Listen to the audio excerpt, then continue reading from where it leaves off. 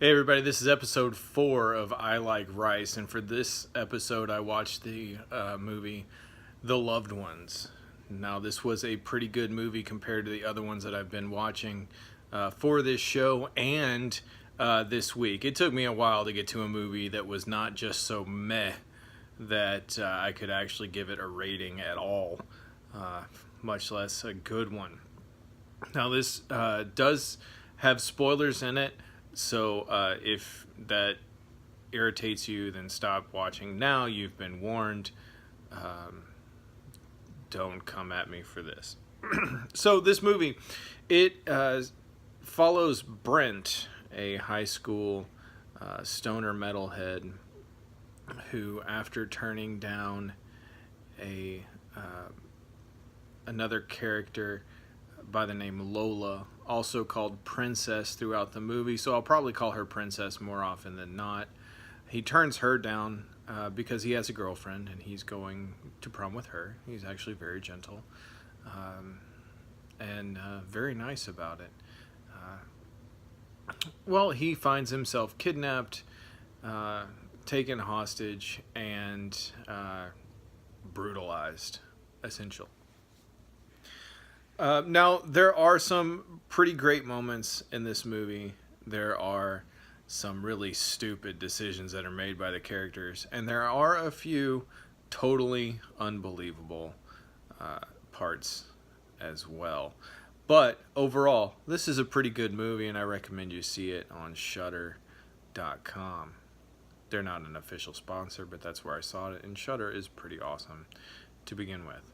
All right, so now, what I found, the first thing that really caught me off as a really good setup for this movie is after Brent turns down Princess, he and Holly, his girlfriend, they go and they're fooling around in their car.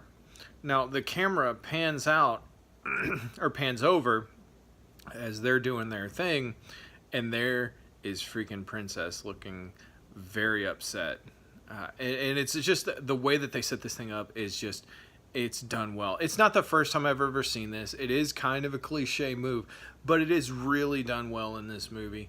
And it actually made me jump. And it wasn't, I don't think it was intended to be a jump scare, but it's still like, whoa, this chick's freaking creepy. There are skeezy girls out there as well as skeezy guys. And Princess, even though she's incredibly socially awkward and she seems sweet when she asked Brent on a date, she's showing herself to be of the skeezy girl sort. Now, the next thing that happened in the movie that I noticed falls into the category of totally unbelievable. I saw this, and if let me describe it. So Brent goes off by himself to kind of, after an argument with his mother, to blow off some steam. His father had died 6 months before in a car wreck while he was driving. He was wanting to go to prom, driven by Holly, his girlfriend. His mother didn't want. She wanted him to get a cab, to have an experienced driver. He took that as an insult to himself because he was inexperienced and killed his father, so he went to blow off some steam. He starts scaling this cliff face, right? Okay, I get it. Some people climb. That's not the unbelievable thing. But this kid's wearing freaking Chucks. Converse All-Star Chuck Taylors. There's no freaking way. I wore Chucks for a long time. I'm getting old, so I can't really do it that much anymore because there is no support whatsoever in those shoes, and there's very little traction. If I'm going cliff face, like freaking naked climbing, I'm not going to wear a pair of Chucks. It's just ridiculous. I wear anything but Chucks.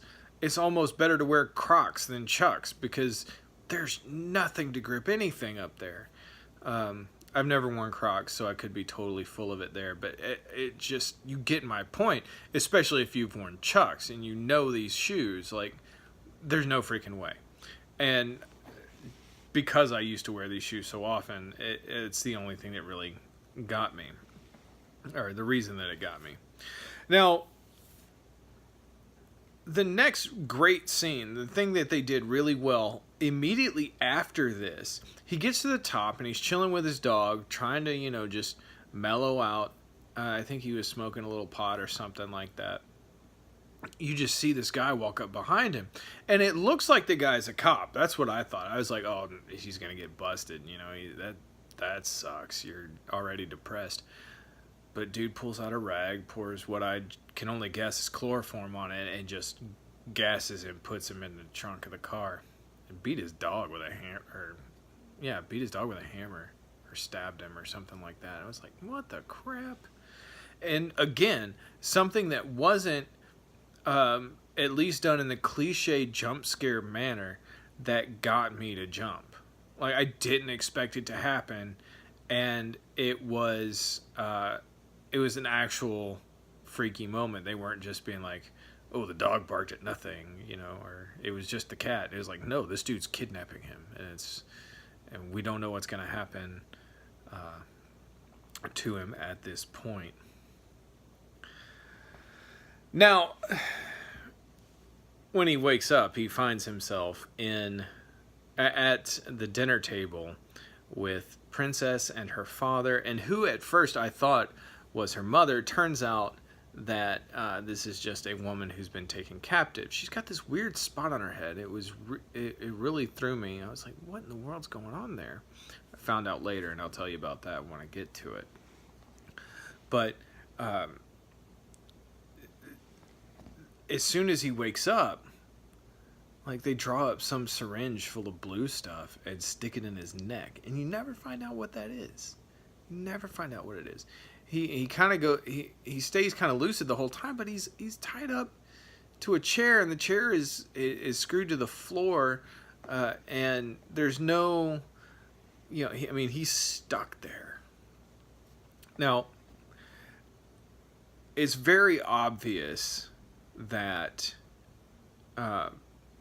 Princess is in control of this situation and her father, because she mistreats Bright Eyes, the woman who has been taken captive and is apparently a companion for her father, and like sticking chicken in her face and then pouring the milk in her mouth, and making mean comments and stuff like that. But she takes this chicken, right? She goes, oh, are you hungry? To Brent. And takes it up. He's sticking his, is it finger looking good? Is it finger looking good? Is it finger looking good? And he like totally refuses it, right? And so her dad gets up and goes and gets a hammer. I'm like, oh, this is where things are going to get nasty. But he goes ahead and he eats the chicken. Yes, it's finger looking good. And then she sticks her finger in his mouth and makes him suck it, by threat of hammer. No, this whole time, her dad's watching her like he's jealous, right? Earlier in the movie, he had watched her change into her dress. She wanted him to see her in this dress, and she told him to stay. And he watched his daughter change. Was very inappropriately toned, right? Like, there's something creepy going on there. So it was so freaking unnerving. Thankfully, during this whole period, it's cutting back to Brent's friend Jamie, who got another girl at the school, Maya, to go to prom with him. It provides a lot of comedic relief, eases the tension, even when it's not funny. It cuts back and forth. Not so much to be annoying, but to relieve you. It would be so exhausting just to sit there and watch this scene in the kitchen or in the dining room between Brent, Princess, and her father, that it needed something, and they give that to us by covering Jamie and Maya's date, which has its own funny occurrences. But like I said, I'm not going to go into a deep, detailed description of this movie. I want to give you the highlights, the stupid decisions, and the unbelievable parts of the movie. Now, right before we get into our first stupid decision that's made, Brent signals to Princess that he needs to use the bathroom. He's thinking, I've got to get out of this this chair. I've got to get untied. I've got to figure something out. But Princess just turns around, drinks a glass of milk, pulls his dick out, and says, pee in the cup. Like, he's not getting up. She's in control of this situation. He gets no, like, reprieve. And she's like, oh, so are you lying to me, or do you actually need to go? Because he doesn't start right off. I'm like, I don't really get a lot of stage fright, but I can understand how that would be a really tense moment trying to pee. You know, that's a scary thing to deal with. But she threatens him. You know, if you do not, if you don't pee in 10 seconds, then Daddy's gonna nail it to the chair. He got up, got a nail. He was ready to go. She gets down to 3 before he starts peeing, and it's such a freaking.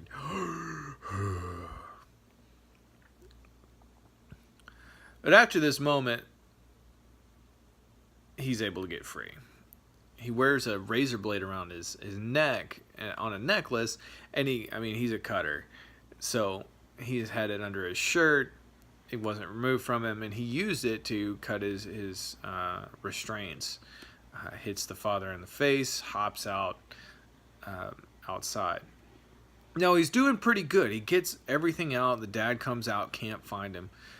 Moves the car, and Brent stays out of the way until the freaking headlights are shining right at him, and stands up right in front of the headlights. Like, dude, really? Dumb freaking decision. You were down, he couldn't see you wherever you were, and you wait until the lights are shining right at you, and you stand up when you could have stayed low and been undetected. But then he runs from the dad in the car. He gets him to hit a tree. Great decision. But then he runs up the tree and climbs up. Where are you gonna go? You're on their turf. They can wait you out. You're gonna be stuck up in this tree. And of course, they end up throwing rocks at him until he falls out of the tree, and they take him in. And for that, he gets a knife hammered through his foot. Very intense scene. You know, it doesn't go through on the first strike, third strike. I mean, he takes his time nailing this knife through dude's foot. It was freaking rough. Now,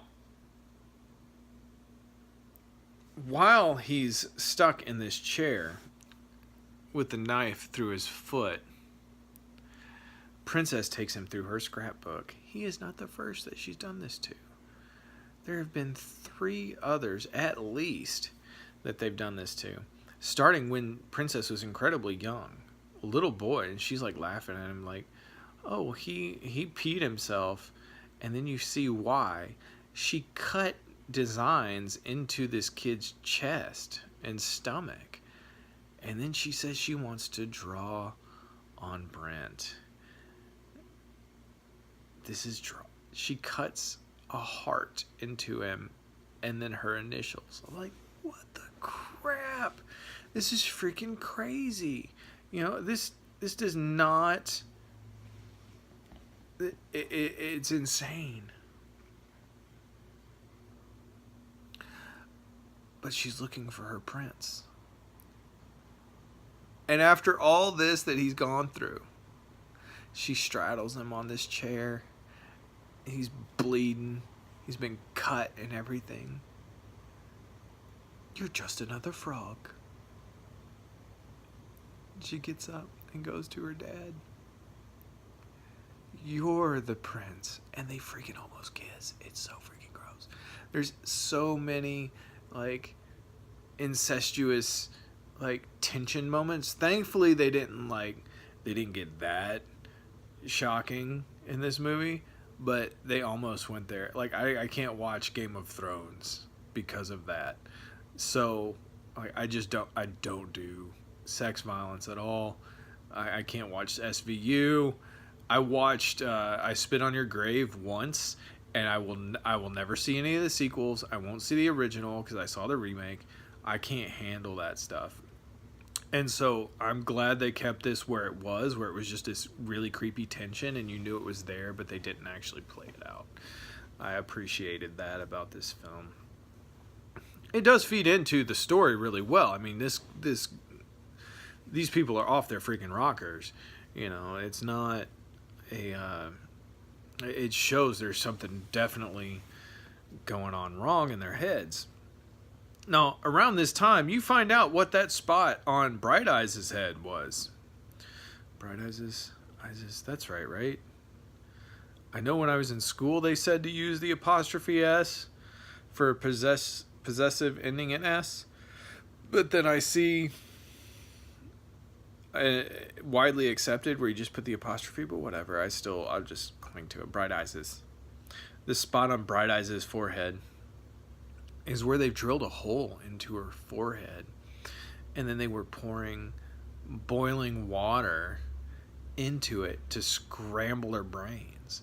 And that's why she's just been kind of the whole time, is because she's had her brain physically damaged by these people so that she would be lucid, or not lucid, but that she would be tranquil, sedated almost, in a permanent state. And they get the hole bored into Brent's forehead. They don't get the water in there though. And it's shown to us also that there's a room underneath the house. It's these two huge trap doors in the I shouldn't call them trap because they don't like swing down and have a lever or anything. They pull them up. They're almost like two huge cellar doors, but there's no stairs or anything. It's just a hole into this room below, where other people that this has been done to are kept when they've been discarded. And so they're ready to boil his brains and then essentially throw him in the dungeon, right? And he ends up down there because he's fighting them at this point. He ends up down there. But he, unbelievable moment. He's just had a freaking hole bored into his forehead, and then he's thrown into the freaking basement. He's got a huge hole in his foot, even though he's pulled the knife out and dispatched the dad. But when he falls down into the freaking hole, he gets up and he's got enough strength to fight off the people that are down there that are trying to kill him and eat him. And the fact that he had the strength to fight off Princess and kill her dad at this point just does not make any sense whatsoever. He's got a hole in his foot and a hole in his freaking forehead, and he just gets up and goes at it. Like that was something that I really had a hard time believing at this juncture in the movie. He's way too injured to be so capable. But thankfully, everybody's worried about him at this point because he was expected to be certain places. They figure out, or they start to have suspicions that it is this family that has taken him, and that Lola is the girl that he's turned down. He wouldn't tell Holly until right before he left her car earlier that day, and she thought, okay, maybe we go check them out, see what's going on. So they call the cops. The cops go down there. or there's one cop. One cop goes down there. He's actually Maya, Jamie's date's father. He goes down there. He looks in the window because he's not getting any answer. He sees blood everywhere. He does not call for backup. That's bull. Total bull. That does not happen. Like, not even a quick radio and then he walked in. Like, I could see that. I could almost believe that. But he doesn't call for backup for anything. Nothing. He goes in and like he's just looking around and he makes, you know, he's doesn't do a thorough look, but he checks out the room that he walks into, and then he sees this freaking hole in the floor and sees Brent down there, and you can see Princess sneaking up on him in the background. He turns around, she puts a cleaver in his face. You didn't secure the building before you look in the giant hole in the middle of the floor. You walk up and peer over without making sure there wasn't anybody else in the house. That's either a stupid decision or totally unbelievable. A little bit of both. But I think the fact that he walked in without calling backup into a freaking blood-covered room just shows it was stupid on his part. And the unbelievable part can be that he didn't call for backup. Now,